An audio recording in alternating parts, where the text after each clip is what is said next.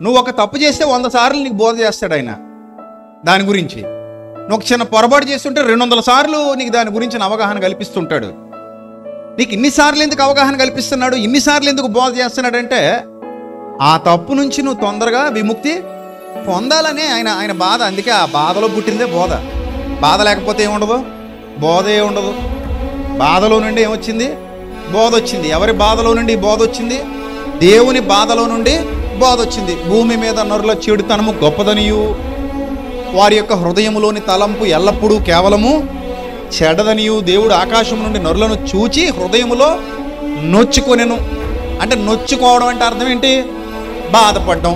ఆ బాధలో నుంచి పుట్టిందే బోధ. అర్థమైందా? బాధపడిన దేవుడు నీకు బోధపడాలని బోధించటం మొదలుపెట్టాడు. ఆయన బోధించటం మాత్రమే కాకుండా బోధకుల్ని తయారు చేశాడు. ఆ బోధకుల్ని నీకు గిఫ్ట్గా ఇచ్చాడు. ఆ బోధకుడి ద్వారా నీకు భోజనం పెడుతున్నాడు. ఆ భోజనమే దేవుని అక్షయ ఆహారం. ఈ ఆహారం తింటూ నువ్వు ఆత్మ సంబంధమైన బలాన్ని పొందుకోవాలని ఆయన కోరుతున్నాడు.